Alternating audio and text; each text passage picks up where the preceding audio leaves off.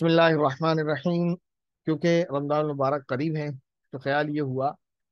कि आपका सबक जो है रमज़ान मुबारक के मसाइल को कंप्लीट करके ही किया जाए। सबसे पहला जो आज के सबक का हिस्सा है हमारा वो ये कि रमज़ान शरीफ के जो रोज़े हैं उनकी फजीलत क्या है, फिर उसके बाद उसके मसाइल। तो वैसे तो रमज़ान मुबारक के रोज़ों की बहुत सारी फजीलतें हैं, जिनमें से एक ये है, नबी पाक सल्लल्लाहु अलैहि वसल्लम का इरशाद है, मन काम रमज़ान ईमाना व एहतिसाबा गुफिर लहू मा तक़द्दम मिन ज़ंबिही व मा तअख़्ख़र, औ कमा क़ाल अलैहि सल्लतु वस्सलाम। कि जो शख्स इखलास के साथ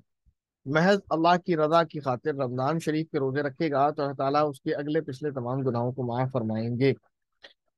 तो ये रमज़ान शरीफ की एक बहुत बड़ी फजीलत है। इसके अलावा रोज़ेदार की फजीलत क्या है, रोज़े की फजीलत क्या है, उस पर एक हदीस और है जिसमें अल्लाह रब्बुल इज़्ज़त ने ये फरमाया कि रोज़े का जो अज्र है वो मैं दूंगा, रोज़े का बदला। यानी जैसे कि मिसाल के तौर पर हम कोई इबादत करते हैं तो उसकी नेकियां क्या क्या हैं वो हदीस शरीफ में बता दी कि इस अमल की ये नेकी, इस अमल के बदले में जन्नत में एक तरफ, इस अमल के बदले में जन्नत में एक महल, इस अमल के बदले में जन्नत की एक नेकी, और इस अमल के बदले में 70 नेकियां, मिसाल के तौर पर। लेकिन जब रोजे की बात आई तो अल्लाह ताला ने ये फरमाया कि इसका बदला मैं दूंगा। तो हदीस में फरमाते हैं, इस हदीस की शरह करते हुए, कि अल्लाह ताला ने जब ये फरिश्तों को हुक्म दिया तो उसका मकसद ये था कि फरिश्ते उसको रोजे को ऐसे ही लिख लेते हैं कि इसने रोजा रखा, इतने रोजे रखे, और उसका बदला अल्लाह ताला खुद अता फरमाएंगे। अब उसका बदला क्या होगा ये हम सबको अंदाजा कर लेना चाहिए। रोजा फर्द किस पर होता है? तो याद रखें, रोजा हर मुसलमान पर जो कि बालिग हो, फिर उसके बाद आकिल भी हो, वही शराइत हैं जो नमाज की हैं, तो उस पर जो है रोजा फर्द हो जाता है, चाहे मर्द हो या औरत। और रोजे को फर्द न जानने वाला, यानी रोजे की फर्जियत का इनकार करने वाला काफिर हो जाता है। एक बंदा जो रोजा नहीं रखता है और रोजे को फर्ज समझता है तो गुनाहगार तो है, खताकार तो है, फासिक और फाजिर तो होगा, काफिर नहीं होगा।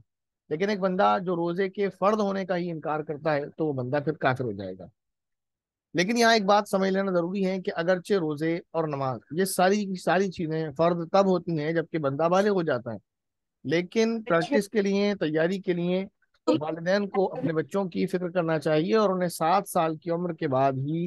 नमाज और रोजे का हुक्म करना चाहिए और उनको तरबियत करानी चाहिए और उनको प्रैक्टिस करानी चाहिए ताकि वो नमाज और रोजे के आदी हो जाएं। और जब वो 10 बरस के हो जाएं, जो हदीस शरीफ में आता है कि नमाज ना पढ़े, तो फिर उसके साथ सख्ती का मामला करना चाहिए। तो ऐसे ही रोज़ों की जो है बच्चों को तरबियत करनी चाहिए, तलकीन करनी चाहिए कि वो रोज़े रखें। और माशाल्लाह इसमें कोई दो राय नहीं है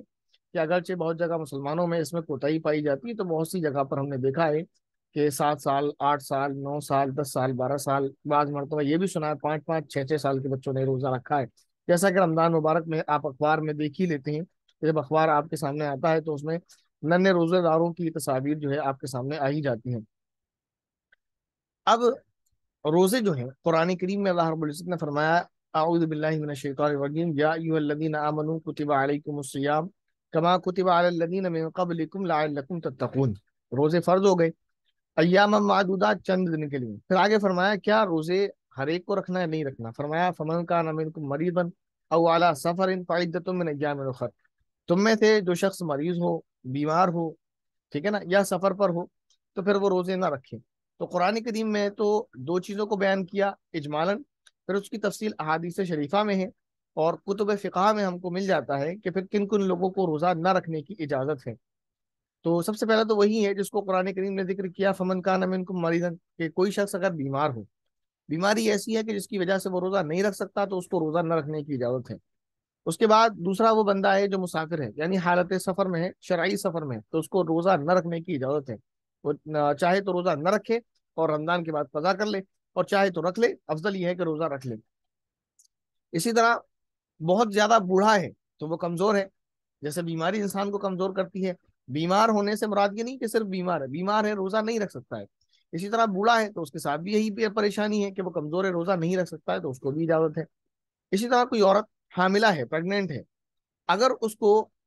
ये गालिब गुमान है कि अगर वो रोजा रखे तो उसके हमल को, प्रेगनेंसी को नुकसान होगा, तो उसको भी रोजा न रखने की इजाजत है। इसी तरह कोई अगर दूध पिलाने वाली औरत है और उसको अगर ये गालिब गुमान है कि दूध पिलाने से اس کو یعنی اس عورت کو یا اس کے بچے کو نقصان پہنچے گا روزے کی حالت میں، تو پھر وہ روزہ نہ رکھے، اس کو اجازت ہے۔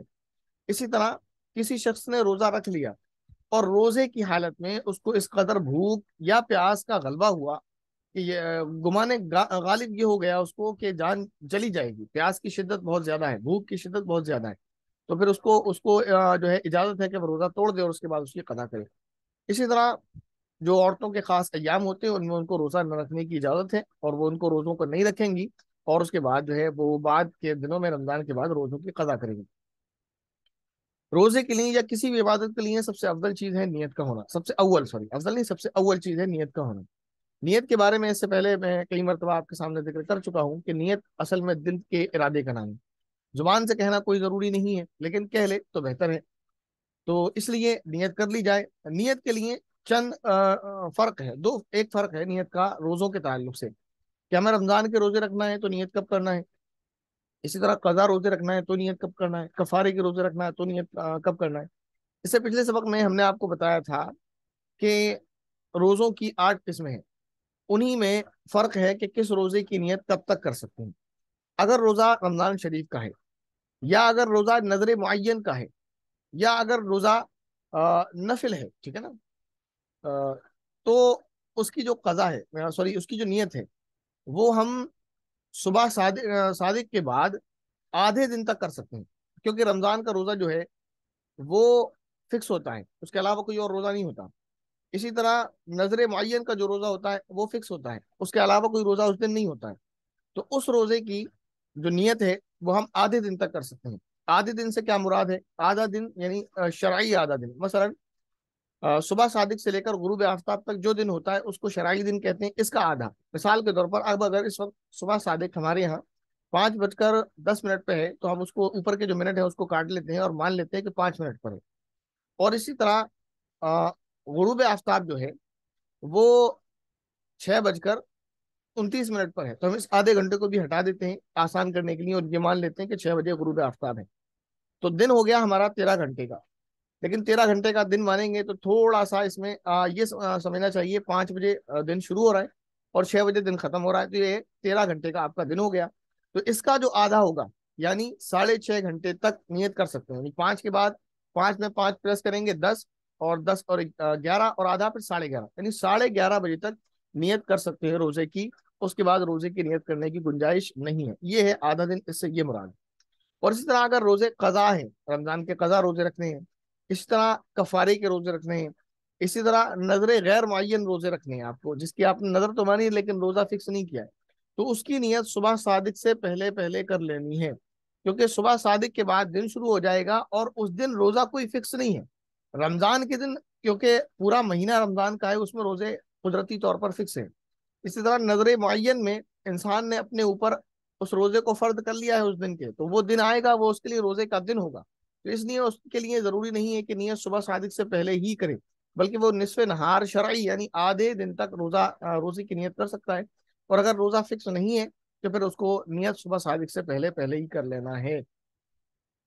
یہ نیت کے تعلق سے آپ کے سامنے بات ہوگی۔ چند چیزیں ہیں جو روزے کی مستحبات میں سے ہیں، روزے کے اندر جو مستحب چیزیں ہیں وہ کیا ہے؟ نمبر 1، سحری کھانا۔ شہری کھانا سنت ہے، مستحب روزے کے مستحبات میں سے سنت اس معنی کر کے نبی پاک صلی اللہ علیہ وسلم نے سحری کھائی ہے اور سحری کھانے کا حکم فرمایا ہے۔ فرمایا کہ روزی سحری میں اللہ تعالیٰ نے برکت رکھی ہے، اور ایک حدیث میں یہ بھی ملتا ہے کہ یہودیوں کے اور مسلمانوں کے روزے کے درمیان جو فرق ہے وہ سحری کا فرق ہے، تو سحری بہرحال ضرور کرنا چاہیے۔ اسی طرح جیسے میں نے آپ کو بتایا کہ رمضان کے روزے کی نیت ہم نصف نہار شرعی تک کر سکتے ہیں، لیکن رات سے روزے کی نیت کرنا یہ مستحب ہے۔ اسی طرح سحری کھانا سنت ہے نبی پاک صلی اللہ علیہ وسلم کی، لیکن سحری کو آخری وقت میں کھانا یہ مستحب ہے، لیکن اس بات کا خیال رکھا جائے کہ اتنی تاخیر نہ ہو جائے کہ صبح صادق ہی ہو جائے۔ اسی طرح غروب آفتاب کے بعد روزے کے افطار میں جلدی کرنا یہ مستحب ہے، بلا وجہ روزے افطار میں غروب آفتاب کے بعد تاخیر کرنا یہ اچھی بات نہیں ہے۔ اسی طرح روزے کی حالت میں غیبت کرنا، جھوٹ بولنا، گالی گلوچ وغیرہ کرنا یہ نہیں کرنا چاہیے، ان چیزوں سے بچنا چاہیے، یہ ساری چیزیں ان سب سے پرہیز کرنا چاہیے۔ اسی طرح یعنی فضول باتیں، لایانی باتیں، بلا وجہ کی گفتگو جس میں غیبت ہو جائے، کسی کو برا بھلا کہہ دیا جائے، ان چیزوں سے بچنا یہ روزے کے مستحبات میں سے۔ اسی طرح روزہ افطار کرنا کھجور سے یا چھوارے سے، یہ مستحب ہے۔ اب اس کے علاوہ روزے کی مکروہات کیا کیا ہیں، وہ کیا چیزیں ہیں جو روزے کو مکروہ کر دیتی ہیں؟ ان میں سے ایک چیز ہے کسی چیز کا چبانا، مثلا وہ گوند ہے یا چوئنگم ہے، اس کا چبانا، بشرطے کہ اس کا عرق اندر نہ لیا ہو تو اس کو چبانا مکروہ ہے، ایسا نہیں کریں گے۔ اگر کوئی اس کو منہ میں چوئنگم رکھ کر چباتا ہے تو یہ مکروہ عمل ہے، روزہ اس سے نہیں ٹوٹے گا لیکن مکروہ ہے۔ اسی طرح اگر کوئی عورت ہے جس کا خاوند ظالم ہے اور اس کو مارتا پیٹتا ہے اس بنا پر، اگر کھانے میں ٹیسٹ صحیح نہیں رہتا ہے تو اس کے لیے اجازت ہے کہ وہ زبان کی نوک سے نمک مرچ مسالے کو چکھے اور اس کو تھوک دے، لیکن عام حالات میں ایسا کرنا مکروہ ہے کہ اس نے اگر اس کو چکھا اور تھوک دیا، لیکن اگر اس نے نمک مرچ مسالے کو اندر لے لیا تو پھر تو روزہ ٹوٹ جائے گا، لیکن صرف چکھا اور چکھ کر تھوک دیا تو یہ مکروہ عمل ہے، جبکہ اس کے خاوند کے اخلاق اور مزاج برے نہ ہوں، لیکن وہ بد اخلاق ہے، بد مزاج ہے، تو پھر اس کو زبان کی نوک سے مسالہ چکھ کر مرچ مسالہ وغیرہ تھوکنے کی اجازت ہے۔ اسی طرح وضو میں اور غسل میں کلی کرنا، غسل میں فرض ہے، وضو میں سنت ہے، اس میں ایک کام اور کیا جاتا ہے عام دنوں میں، مبالغہ کیا جاتا ہے، یعنی کلی کرنے میں یا ناک میں پانی چڑھانے میں جو ہے زور لگایا جاتا ہے، جس کو کلی کرنے کو زور لگانے کو مبالغہ کرنے کو کہتے ہیں غرغرہ یا غرارہ، تو وہ عام حالات میں تو کرنا چاہیے، لیکن روزے کی حالت میں ایسا کرنا مکروہ ہے، اس لیے کہ ممکن ہے پھر روزے میں پانی حالت میں چلا جائے، یا اسی طرح کم سے کم شبہ تو پڑ سکتا ہے کہ شاید پانی نہ چلا گیا ہو، تو اس لیے یہ عمل مکروہ ہے۔ اسی طرح منہ میں بہت سارا تھوک اکٹھا کر کر پھر اس کو نگل لینا، اس سے روزہ اگرچہ نہیں ٹوٹتا لیکن یہ عمل مکروہ ہے۔ اسی طرح غیبت کرنا، جھوٹ بولنا، گالیاں بکنا، کسی کو برا بھلا کہنا، یہ عمل کے اعتبار سے تو گناہ ہے لیکن روزے کو مکروہ کرنے والا ہے، روزے کو مکروہ کر دیتا ہے، اس لیے یہ مکروہ ہے، عمل کے اعتبار سے تو گناہ ہے، جھوٹ بولنا گناہ کبیرہ ہے، کسی کا دل دکھانا، گالی گلوچ کرنا، کسی کو ذلیل کرنا، رسوا کرنا، یہ گناہ کبیرہ ہے، لیکن یہ دو چیزیں ہیں، دو فرق ہے، وہ عمل ہے جس درجے کا تو وہ گناہ ہے، گناہ کبیرہ ہے، لیکن ایسا عمل روزے میں کرنا یہ روزے کو مکروہ کر دیتا ہے، تو اس چیز سے پرہیز کرنا چاہیے۔ اسی طرح روزے کی حالت میں بے قراری اور گھبراہٹ کو ظاہر کرنا کہ روزہ بہت لگ رہا ہے، لوگ اس طرح کی باتیں کرتے ہیں تو یہ مکروہ ہے، انسان نے روزہ رکھا ہے اللہ کے لیے تو لوگوں کے سامنے اپنی روزے کی تکلیف کو کیوں ظاہر کر رہا ہے۔ اسی طرح اگر کسی پر غسل فرض ہو جائے تو بلا وجہ غسل میں تاخیر کرنا یہ مکروہ ہے، روزے کے اندر ایسا نہیں کرنا چاہیے۔ اگر مجبوری ہے، مثلا صبح کوئی اٹھا اور اسے غسل کی ضرورت تھی اور سحری کے وقت میں وقت بھی کم تھا، یا وہ سحری کر لے یا غسل کر لے، تو پھر اس کے لیے حکم ہے کہ وہ سحری کرے، غسل بعد میں کر لے، لیکن اگر وقت ہے اور پھر اس میں وہ بلا وجہ تاخیر کرے تو پھر یہ عمل مکروہ ہے۔ اسی طرح روزے کی حالت میں پیسٹ یا منجن وغیرہ کرنا یہ مکروہ ہے۔ اس کے علاوہ وہ چیزیں جو نہ تو روزے کو توڑتی ہیں اور نہ ہی مکروہ ہیں، وہ کیا کیا ہیں؟ اس میں سے پہلا ہے سرما لگانا، اسی طرح آنکھ میں دوا وغیرہ ڈالنا، اس سے نہ روزہ ٹوٹتا ہے اور نہ ہی روزہ مکروہ ہوتا ہے۔ اسی طرح بدن پر، سر میں یا کہیں پر تیل وغیرہ لگانا، کریم لگانا، یہ ساری چیزیں نہ تو اس سے روزہ مکروہ ہوتا ہے اور نہ ہی روزہ ٹوٹتا ہے۔ اسی طرح گرمی کا موسم ہوتا ہے تو ٹھنڈک حاصل کرنے کے لیے غسل کرنا یہ بھی مکروہ نہیں ہے۔ اسی طرح مسواک کرنا، مسواک چاہے تر ہو یا خشک، مسواک کرنا جائز ہے، وہ بھی مکروہ نہیں ہے، اس سے بھی روزہ نہیں ٹوٹتا۔ اسی طرح کسی بھی قسم کے پرفیوم، عطر وغیرہ کو سونگھنا، خوشبوؤں کو سونگھنا یہ مکروہ نہیں ہے، اس سے روزے پہ کوئی فرق نہیں پڑتا۔ اور اسی طرح اگر کوئی شخص بھولے سے کچھ کھا پی لے تو اس سے نہ روزہ ٹوٹتا ہے نہ ہی مکروہ ہوتا ہے۔ اسی طرح خود بخود اپنے آپ کا یعنی وومٹ آ جائے تو اس سے بھی روزے پر کوئی فرق نہیں پڑتا، لوگ یہ سمجھتے ہیں، اور رمضان میں ہر رمضان میں کسی نہ کسی بندے کا فون آ ہی جاتا ہے، یہ جو ہے تجربہ ہے ہمارا کہ الٹی ہو گئی، کیا روزہ ٹوٹ گیا؟ تو الٹی ہونے سے روزہ نہیں ٹوٹتا ہے جبکہ وہ خود بخود ہو، اگر انسان اپنی حرکت سے کرے تو پھر اس میں شرط ہے اور اس میں مسئلہ ہے، پھر اس میں روزہ ٹوٹتا ہے۔ اسی طرح کوئی شخص اگر اپنا اس کا تھوک آیا اور اس نے اس کو منہ میں جمع نہیں کیا، بلا وجہ منہ میں اکٹھا نہیں کیا، تھوک آیا اور وہ اس نے نگل لیا تو اس سے بھی روزہ نہیں ٹوٹتا ہے۔ اسی طرح بلا قصد مکھی اڑتی بھی آ رہی تھی، وہ کہیں جا رہا تھا بائک پر یا ویسے ہی جا رہا تھا یا بیٹھا تھا کھڑا تھا اور مکھی اس کے حلق کے اندر چلی جائے اور اس کے ارادے کے بغیر، یا اسی طرح دھواں حلق میں اتر جائے، تو اس میں سے کسی بھی چیز سے روزہ مکروہ نہیں ہوتا ہے۔ اس کے بعد اب ہم بات کریں گے ان چیزوں کی متعلق جن سے روزہ ٹوٹ جاتا ہے۔ جن چیزوں سے روزہ ٹوٹتا ہے وہ دو طرح کی ہیں، ایک وہ کہ جب روزہ ٹوٹتا ہے تو صرف قضا واجب ہوتی ہے، کفارہ واجب نہیں ہوتا۔ دوسرے وہ چیزیں ہیں کہ جب روزہ ٹوٹتا ہے تو قضا اور کفارہ دونوں چیزیں واجب ہوتی ہیں۔ تو پہلی وہ چیزیں کہ اگر روزہ توڑ دیا جائے ان چیزوں سے تو صرف قضا واجب ہوتی ہے، کفارہ واجب نہیں ہوتا، وہ کیا ہے؟ وہ یہ ہے کہ اگر کسی نے کسی کو زبردستی کوئی چیز اس کے حلق میں ڈال دی، اس کے منہ میں ڈال دی اور وہ اس کے حلق سے اتر گئی، کسی نے زبردستی ایسا کیا ہے تو اس سے روزہ نہیں ٹوٹتا ہے۔ اسی طرح روزہ کسی کو یاد تھا اور وہ وضو کر رہا تھا، وضو کرتے وقت اس کے حلق میں پانی اتر گیا کلی کرتے وقت، روزہ اس کو یاد تھا لیکن اس نے کیونکہ پانی جان بوجھ کر نہیں پیا ہے تو اس کا روزہ ٹوٹ جائے گا لیکن کفارہ نہیں ہوگا، اس لیے کہ اس نے جان بوجھ کر نہیں کیا، غلطی سے اس کے حلق میں پانی اتر گیا، اس وجہ سے روزہ اس کا ٹوٹ جائے گا اور قضا واجب ہوگی، صرف کفارہ نہیں ہوگا۔ اسی طرح قے آئی، وومٹ آئی، اور اس نے اس کو خود جان بوجھ کر واپس لے لیا، تو اس سے روزہ ٹوٹ جائے گا، قضا واجب ہوگی، کفارہ نہیں۔ اسی طرح جان بوجھ کر منہ بھر کر قے کر ڈالی، جان بوجھ کر منہ بھر کر، جان بوجھ کر مثلاً کسی نے انگلی یا کوئی ایسی حرکت کی جس کی وجہ سے روزہ ٹوٹ جس کی وجہ سے وومٹ آ جائے، تو اگر وہ جان بوجھ کر اس نے ایسا کیا اور وہ پھر منہ بھر کر آئے، تھوڑی بہت نہیں، منہ بھر کر آئے، تو پھر روزہ ٹوٹ جائے گا اور اس سے قضا واجب ہوگی، کفارہ نہیں۔ اسی طرح کسی شخص نے کوئی ایسی چیز جس کو کھایا نہیں جاتا ہے، جیسے کنکر ہے، پتھر ہے، کاغذ ہے اور مٹی وغیرہ، کوئی بھی ایسی چیز جس کو کھایا نہیں جاتا اور اس کو کھا لیا، تو پھر اس سے روزہ ٹوٹ جائے گا۔ اسی طرح صبح سحری کی اور دانتوں میں کوئی چیز لگی ہوئی رہ گئی اور اس نے اس کو زبان سے نکالا اور کھا لیا، اب اس میں شرط ہے کہ کب روزہ ٹوٹے گا، کب نہیں ٹوٹے گا۔ اس نے اس کو زبان سے نکالا اور وہ چنے کی مقدار سے کم ہے تو پھر روزہ نہیں ٹوٹے گا، اگر چنے کے برابر یا اس سے زیادہ ہو تو روزہ ٹوٹ جائے گا۔ اسی طرح اس نے اس کو زبان سے نکالا، منہ سے باہر نکال لیا، باہر نکالنے کے بعد اس نے پھر اس کو نگل لیا، تو چاہے وہ چنے کے دانے کے برابر ہو، چنے کے دانے سے زیادہ ہو یا چنے کے دانے سے کم ہو، بہرحال روزہ ٹوٹ جائے گا، جبکہ اس نے اس کو منہ کے باہر نکالنے کے بعد دوبارہ اس نے حلق میں داخل کیا۔ لیکن اگر زبان دانتوں میں پھنسی تھی، زبان سے یوں ہی نکالا اور اس کو اندر لے لیا، تو اگر وہ چنے کے دانے سے کم تھا تو روزہ نہیں ٹوٹے گا، چنے کے دانے کے برابر یا اس سے زیادہ تھا تو روزہ ٹوٹ جائے گا۔ اسی طرح کان میں دوا یا تیل وغیرہ ڈالی تو پھر اس سے روزہ ٹوٹ جائے گا۔ اسی طرح کبھی کبھی کسی کو بیماری ہوتی ہے جس کی وجہ سے دانتوں میں خون آتا ہے، تو دانتوں میں خون آیا اور خون اس نے نگل لیا، اور جب کہ خون تھوک سے زیادہ ہو، اگر تھوک زیادہ ہے، خون کم تھا اور پھر اس نے اس تھوک کو نکلا ہے، تو وہ تھوک کے حکم میں روزہ نہیں ٹوٹے گا، لیکن اگر خون زیادہ تھا، تھوک کم تھا، تو پھر وہ خون کے حکم میں اور خون کے نگلنے سے روزہ ٹوٹ جائے گا۔ اسی طرح کسی شخص نے بھولے سے کچھ کھا پی لیا اور پھر اس نے یہ خیال کیا کہ شاید میرا روزہ ٹوٹ گیا کیونکہ میں نے کھا لیا ہے، وہ مسئلے سے ناواقف تھا، پھر اس نے جان بوجھ کر کھا لیا، تو پھر اس کا روزہ ٹوٹ جائے گا، قضا واجب ہوگی، کفارہ واجب نہیں ہوگا، کیونکہ پہلے اس کا روزہ ٹوٹا نہیں تھا، اب اس نے روزہ اگرچہ جان بوجھ کر توڑا ہے لیکن اپنے علم کے مطابق، کیونکہ وہ جاہل تھا اس مسئلے سے، تو اپنی جہالت کی بنا پر اس نے روزہ یہ سمجھ کر توڑ دیا کہ روزہ پہلے ہی ٹوٹ چکا تھا اور اس نے کھایا پیا ہے، تو پھر یہ وہ قصدن کھانے پینے کے حکم میں نہیں جس سے روزہ ٹوٹتا ہے، تو قضا اور کفارہ واجب ہوتا ہے۔ اسی طرح کسی شخص نے یہ سمجھ کر کہ ابھی صبح صادق نہیں ہوئی ہے، سحری کو جاری رکھا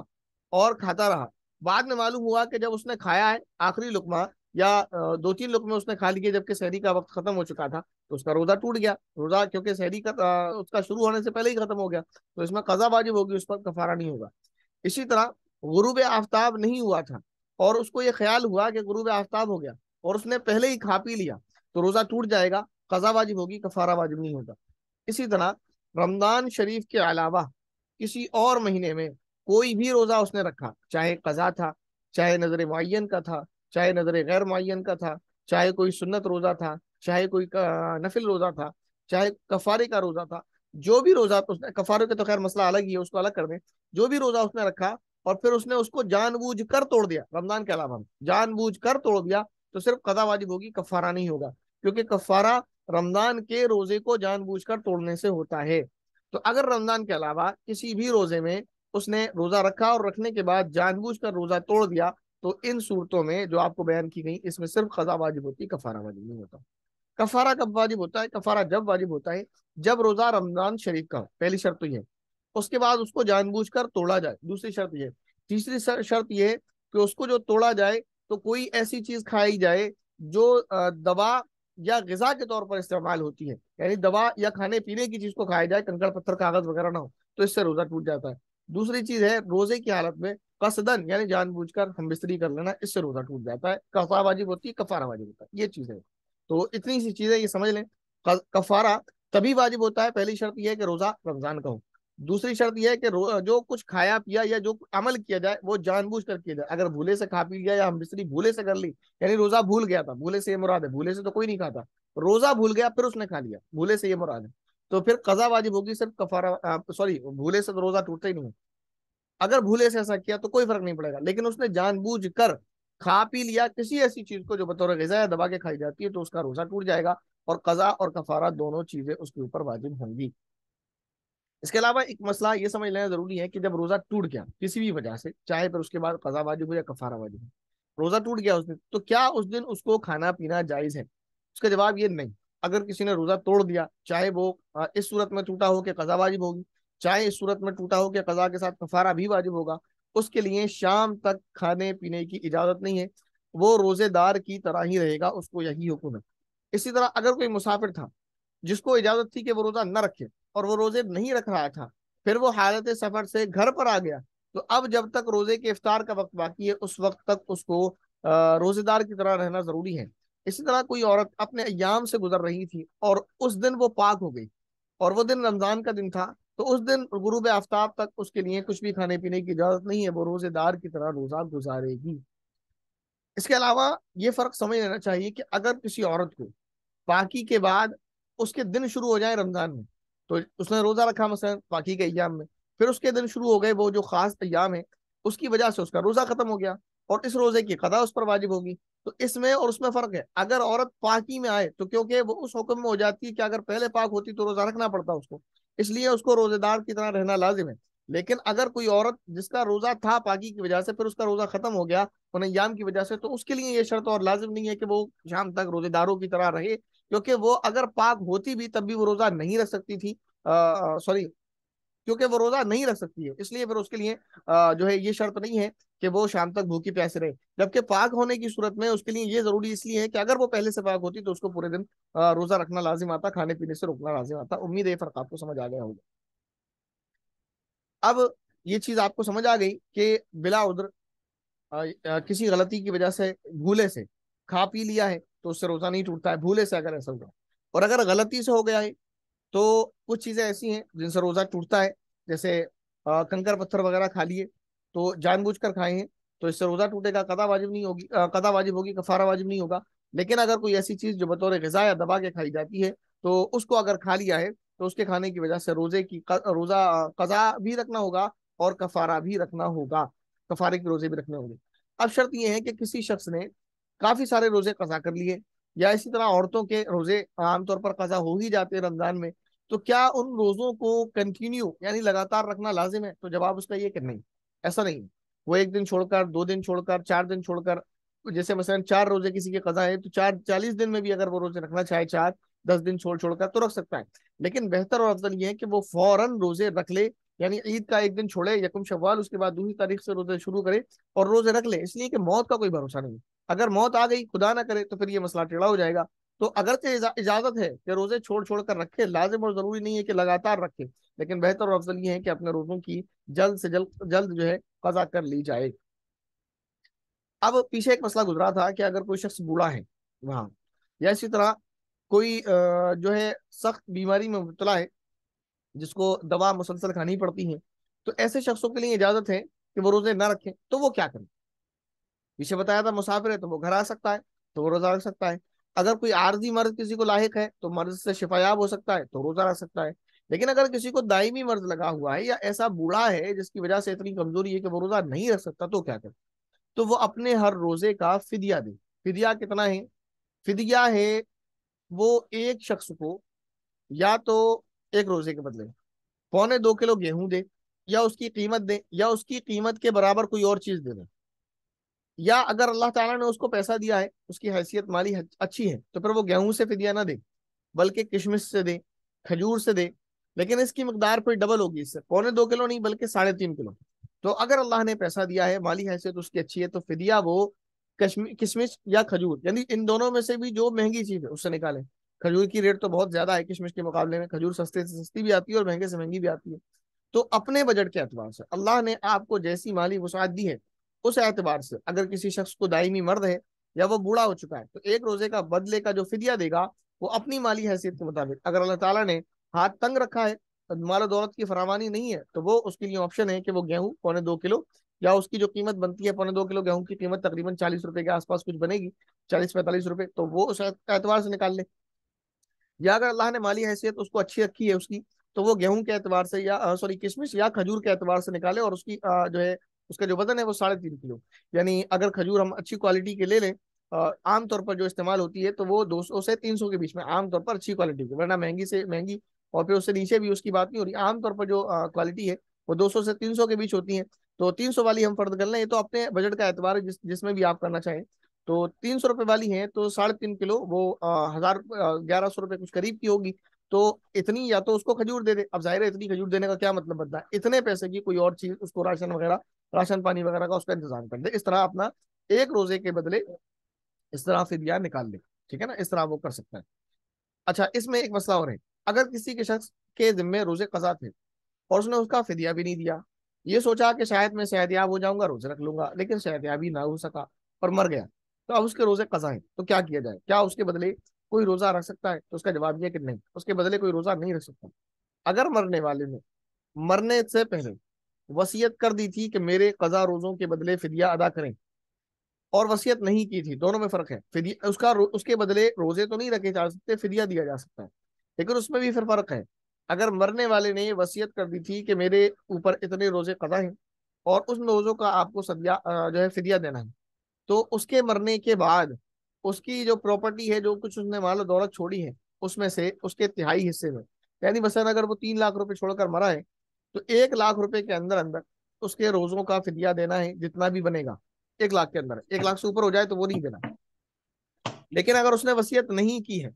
یا فدیہ اس کا 1 لاکھ سے اوپر گیا ہے، اگر اس نے وصیت کر بھی دی ہے تو ان صورتوں میں وارثوں کو اختیار ہے، اگر وہ چاہیں تو اس نے اگر وصیت کی ہے اور فدیہ 1 لاکھ سے اوپر جا رہا ہے تو وارثوں کا اختیار ہے، چاہے تو وہ 1 لاکھ سے اوپر کی جو رقم ہے، کیونکہ وہ ان کا اپنا مال ہے، اس میں سے وہ ادا کر دیں، کیونکہ وراثت کا جو تقسیم کا طریقہ ہے وہ یہی ہے کہ مرنے والا جب مر جاتا ہے تو 3 حصے ہوتے ہیں، پہلے تو ان 3 حصے میں جو ایک حصہ ہوتا ہے وہ جو مر چکا ہے اس کے جو حقوق ہوتے ہیں، یعنی اس نے کسی سے قرض لے رکھا ہوتا ہے وہ ادا کیا جاتا ہے، یا اس کے ذمہ جو ہے فدیہ وغیرہ ہے وہ ادا کیا جاتا ہے، اسی طرح اس کے کفن دفن کا انتظام اس رقم کے اندر اندر سے کیا جاتا ہے۔ لیکن اگر وارثین یہ چاہیں کہ اپنی جو رقم، ان کی جو 2 حصے ان کے پاس آتے ہیں اس میں سے وہ فدیہ ادا کرنا چاہیں اور سارے وارث اس پر راضی ہوں، یا پھر سارے وارث راضی نہیں ہے تو جب وہ وراثت تقسیم ہوگی تو ہر ایک کا اپنا اپنا مال الگ حصے میں آئے گا، تو اپنے اپنے حصے کے بقدر جو کوئی راضی ہے تو اس میں وہ فدیہ ادا کر سکتا ہے۔ اسی طرح اگر مرنے والے نے وصیت نہیں کی ہے تو اس کے 1/3 میں بھی وصیت جو ہے فدیہ ادا کرنا لازم نہیں ہے، کیونکہ اس نے وصیت نہیں کی ہے، پھر وارثوں کو چاہیے کہ وہ اپنی خوشی سے ادا کریں اور انہیں کر دینا چاہیے، کیونکہ جو مال ہے بہرحال ان کی ملکیت میں اب اگرچہ اب آیا ہے، لیکن یہ مال کسی اور کا کمایا ہوا ہے، جس نے اپنی جان مال کو خرچ کر کے، اپنے وقت کو خرچ کر کے یہ مال کمایا، تو مال اس کا ہے۔ اخلاقی تقاضا یہی ہے کہ جس کے آپ وارث بن رہے ہیں، چاہے وہ باپ ہو، چاہے بھائی ہو، یا کوئی بھی ہو، تو اخلاقی فریضہ یہی ہے کہ اگر وہ گناہوں سے بچ جائے گا ہمارے اس عمل کی وجہ سے تو ہمیں یہ کام کر دینا چاہیے۔ ابھی روزے کی قضا کی بات ہوئی، اب کفارے کی بات ہے کہ کفارہ ہے کیا، کس طرح ادا کرنا ہے۔ تو جان لینا چاہیے روزے کے کفارے کے 3 طریقے تھے، 2 بچے ہیں۔ پہلا طریقہ تو یہ تھا کہ اگر کسی شخص نے روزہ توڑا ہے جان بوجھ کر تو اس کا کفارہ یہ ہے کہ غلام آزاد کریں، لیکن کیونکہ اس زمانے میں، اس صدی میں غلام کا تو کوئی مسئلہ ہی نہیں ہے تو وہ آزاد کیا کریں، تو اس کے لیے 2 طریقے بچے ہیں۔ ایک تو یہ کہ مسلسل یعنی لگاتار 60 روزے رکھے، اگر رکھ سکتا ہے تو، اور اس کو اس کی ہی کوشش کرنا چاہیے، لیکن اگر لگاتار 60 روزے نہیں رکھ سکتا ہے تو اس کے ذمہ پھر لازم یہ ہے کہ 60 مسکینوں کو دونوں وقت پیٹ بھر کر کھانا کھلائے، یہ اس کے روزے کا کفارہ ہے۔ یا پھر کھانا نہ کھلائے تو 60 مسکینوں کو پر ہیڈ، یعنی ایک آدمی کو اتنا دے جو فدیے کی مقدار آپ کو بتائی تھی، یعنی 1.25 کلو سے گیہوں، یا کشمش یا کھجور دے گا، تو یہ 3 چیزیں جو لاسٹ میں بیان کی، جو یعنی اوٹ اور کشمش اور کھجور، یہ 3 چیزیں 3.5 کلو کے وزن کے مطابق جو پیچھے تشریح کر دی، پر ہیڈ یہ 60 مسکینوں کو اس طرح تقسیم کرے گا۔ اچھا اب اس کے بعد ایک مسئلہ آ سکتا ہے کہ 60 مسکینوں کو جو ہے ہم کہاں تلاش کرتے پھریں، اور ہمیں نہیں معلوم کہ 60 مسکین کہاں مل جائیں گے، بہت مشکل کام ہے، ایک مل سکتا ہے، 2 مل سکتے ہیں، 10 مل سکتے ہیں، 5 مل سکتے ہیں، 60 ایک مشکل کام ہے، ناممکن تو نہیں ہے تو اس سے بھی زیادہ۔ تو کیا ہم 10 مسکین کو ان 60 روزوں کا فدیہ 60 لوگوں کے بقدر فدیہ دے سکتے ہیں، یعنی پر ہیڈ جو ہم نے آپ کو بتایا 2.25 کلو گیہوں یا 3.5 کلو کھجور جو یا کشمش ہے، تو ہم 10 لوگوں کو لے آئیں تو پر ہیڈ جو ہے ہمیں مثلا 2.25 کلو گیہوں دینا ہے، تو 10 لوگوں میں ہم ایک بندے کو 6 کا دے دیں تو 10 میں 60 کا ہو جائے گا، تو کیا اس طرح ہم کر سکتے ہیں؟ اس کا جواب ہے کر سکتے ہیں، لیکن ایک شرط ہے، وہ یہ کہ ایک بندے کو ایک دن میں ایک ہی آدمی کا فدیہ دینا ہوگا، ایک آدمی کو، یا ہم 6 بندے لے کر آئے مثلا، تو اگر ہم 6 بندوں کو 10 دن کھانا کھلا دیں پیٹ بھر کر تو یہ 60 ہو جائیں گے، تو یہ ہو جائے گا۔ لیکن ہم کھانا نہیں کھلانا چاہتے، رقم دینا چاہتے ہیں یا کچھ غلہ وغیرہ دینا چاہتے ہیں، تو کیا ایک آدمی کو ہم 6 کا دے سکتے ہیں؟ تو ایک کو 6 میں ملٹیپلائی کریں گے تو 10 کو 6 میں ملٹیپلائی کریں گے 60 ہو جائیں گے. اس کا جواب ہے نہیں.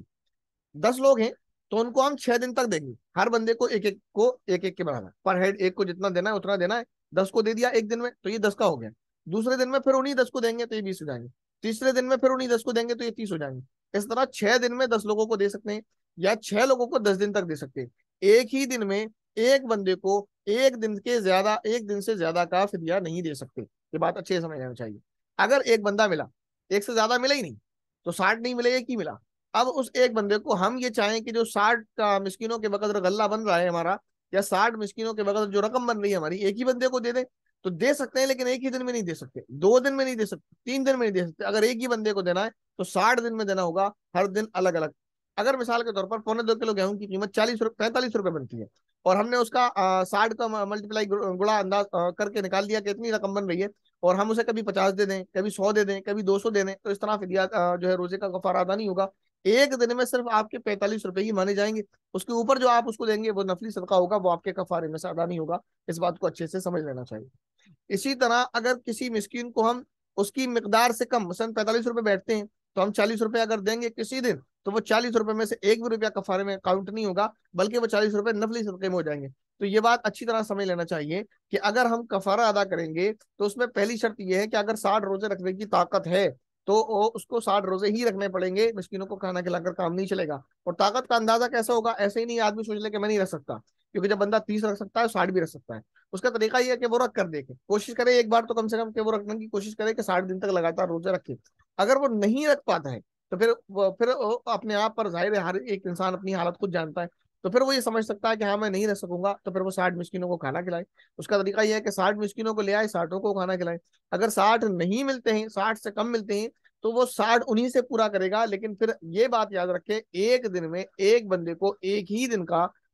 فدیہ دیا جائے گا. اس طرح اس کا کفارہ ادا ہوگا، نہ ایک دن سے زیادہ، نہ ایک دن سے کم. امید ہے آپ کو یہ جو مسائل آج بتائے گئے وہ آپ کو اچھے سے سمجھ آئے ہوں گے. اگر کوئی سوال آپ کے ذہن میں ہے آج کے سبق سے متعلق تو وہ آپ کر لیں، واللہ پھر کلاس کو انشاءاللہ کمپلیٹ کر لیا جائے گا.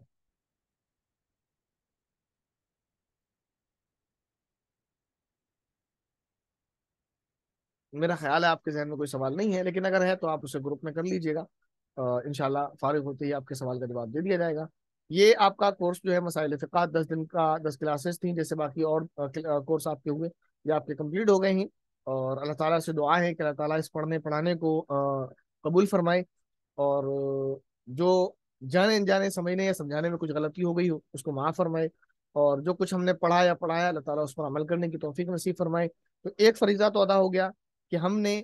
پڑھ لیا. اب دوسرا فریضہ ہمارے اور سب کے اوپر لازم یہ آتا ہے کہ ہم اس پر عمل کریں. تیسرا یہ، جس کو میں نے تو انجام دے دیا ہے، اب آپ کی ذمہ داری ہے، وہ یہ کہ ہم نے جو دینی علم سیکھا ہے اس کو دوسروں تک پہنچائیں. تو جو اس سبق سے متعلق تھا تو اس میں تو میں نے ذمہ داری پوری کر دی، آپ کو پہنچا دیا. اب ان 10 دنوں میں جو فقہی مسائل آپ نے سیکھے ہیں، جو آپ کے ذہن میں، تو وہ آپ کی ذمہ داری بنتی ہے کہ آپ وہ لوگوں تک پہنچائیں. اور اس کی کوئی بھی صورت ہو سکتی ہے اس طریقے سے آپ پہنچائیں. اور بہترین صورت یہ ہے کہ رمضان کا مہینہ آ رہا ہے اور رمضان میں لوگوں کو ان مسائل کی ضرورت بھی ہوتی ہے، تو ان مسائل کو آپ اچھے سے سمجھیں. اور آپ کے لیے تو اللہ تعالیٰ کا شکر ادا کرنا چاہیے آپ کو کہ اللہ تعالیٰ نے کسی بھی ذریعے سے آپ کا جو ہے تعلق علماء اکرام سے کرایا ہے. بہت سارے آپ کے علماء اکرام سے واسطہ ہے، جیسے ہمارے مفتی صاحب ہیں، مفتی نبی اختر صاحب ہیں، مفتی اے ایم قاسمی صاحب آپ کے مشہور اور ہر دل عزیز ہیں. ایک میں بھی ہوں نا چیز آپ کے سامنے، اور بھی بہت سارے علماء اکرام ہیں جن سے ماشاءاللہ آپ لوگ رابطے میں ہوں گے یقیناً. تو یہ اس پر اللہ تعالیٰ کا آپ کو شکریہ ادا کرنا چاہیے کہ اللہ تعالیٰ نے آپ کے لیے آسانی کر دی ہے اس بات میں کہ آپ جو دینی مسائل سیکھنا چاہیں تو وہ آسانی کے ساتھ جلد سے جلد آپ سیکھ سکتے ہیں. ورنہ اور بہنوں کے ساتھ، بھائیوں کے ساتھ اتنی پریشانی اگرچہ نہیں ہوتی، بہنوں کے ساتھ ہوتی ہے کہ ان کا تعلق کسی سے نہیں ہوتا ہے تو وہ یا تو مسئلہ پوچھ نہیں پاتی ہیں حیا کی وجہ سے، کیونکہ ایک دم انہیں عجیب سا لگتا ہے کہ کیسے کسی عالم سے ایک دم رابطہ کر لیا جائے. اور دوسرا یہ کہ وہ گھر کے بھائی، بہت سارے مسئلے ایسے ہوتے ہیں کہ وہ بھائی کے واسطے سے، باپ کے واسطے سے بھی نہیں پوچھ سکتی ہیں. یا پھر یہ کہہ لیں کہ وہ پھر سستی کر جاتی ہیں کیونکہ ان کا تعلق نہیں ہوتا ہے، وہ سوچتی ہیں پتہ نہیں کس طرح ہم بات کریں گے کیسے، جبکہ مسجد سے قریب بھی گھر ہوتے ہیں لیکن وہ نہیں بات کر پاتی، یا کیسے امام صاحب تک اپنی بات پہنچائی جائے اور کیسے ان سے جواب دیا جائے. تو اس پر اللہ تعالیٰ کا آپ کو شکریہ ادا کرنا چاہیے. جتنا ہو جائے اللہ تعالیٰ کا آپ شکر کریں وہ کم ہے. اور رمضان کا مہینہ آ رہا ہے، یقیناً آپ سب عبادت کریں گے تو اس میں رمضان کے مہینے میں دعائیں بھی جو ہے بہت زیادہ قبول ہوتی ہیں. تو اپنے لیے بھی دعا کریں. اور جیسے کہ میں نے اس سے پہلے بھی آپ کو کبھی بتایا تھا شاید، کہ آپ کے جو بھی اس دنیا میں مسلمان بھائی بہن ہیں ان سب کا آپ پر حق ہے، آپ ان کے لیے بھی دعا کریں، اور میں بھی آتا ہوں تو مجھے بھی اپنی پیاری پیاری دعاؤں میں یاد ضرور رکھیے گا۔ السلام علیکم ورحمۃ اللہ وبرکاتہ۔